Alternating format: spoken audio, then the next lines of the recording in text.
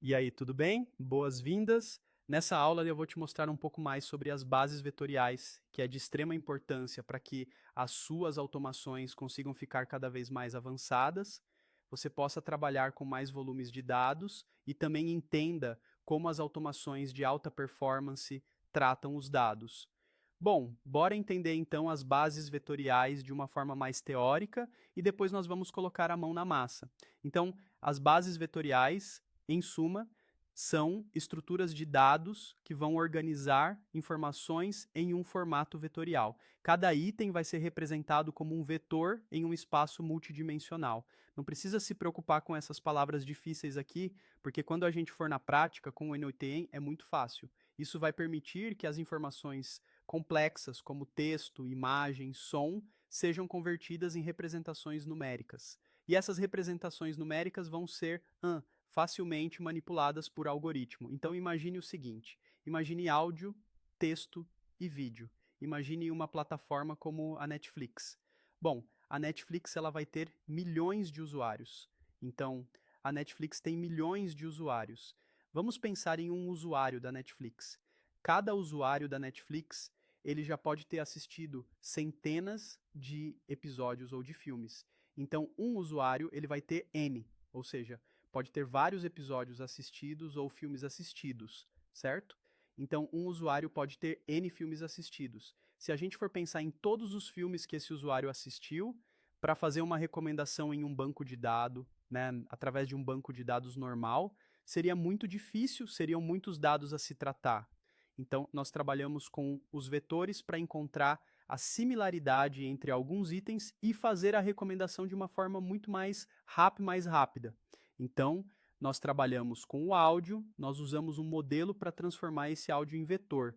Com base nesse vetor, que vão ser representações numéricas, nós vamos conseguir encontrar de forma muito mais rápida. Por exemplo, esse áudio se parece com esse, sim ou não? É muito mais simples do que tentar entender a partir de um outro contexto. Então, as bases vetoriais têm uma velocidade muito mais rápido. Para encontrar similaridade é muito mais fácil. E quando nós levamos para os chatbots e para outras aplicações, nós conseguimos ter resultados incríveis. Então, nós temos aqui um tipo de arquivo, um tipo de dado que não é estruturado. Nós vamos trabalhar com algum tipo de linguagem de aprendizagem e nós vamos transformar em vetores.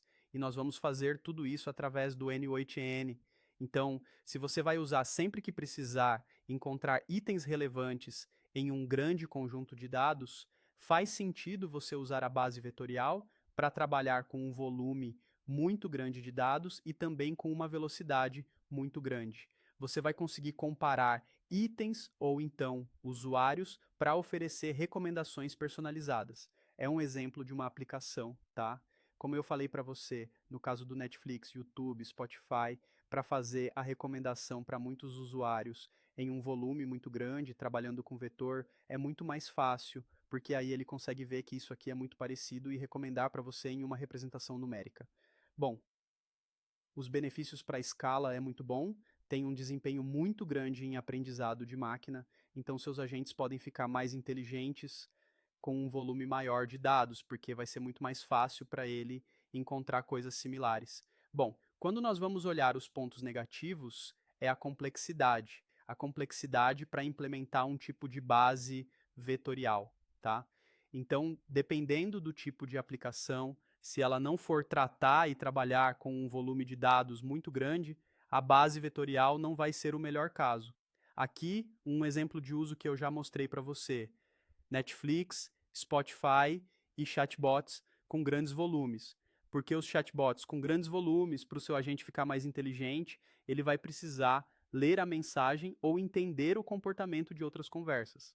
E são muitas conversas. Para isso, né, os vetores sempre vão ser uma ótima saída, visto que ele vai conseguir encontrar o que é similar, o que resolveu o problema e responder de uma forma mais otimizada. Nas próximas aulas, nós vamos colocar a mão na massa, trabalhando com as bases vetoriais.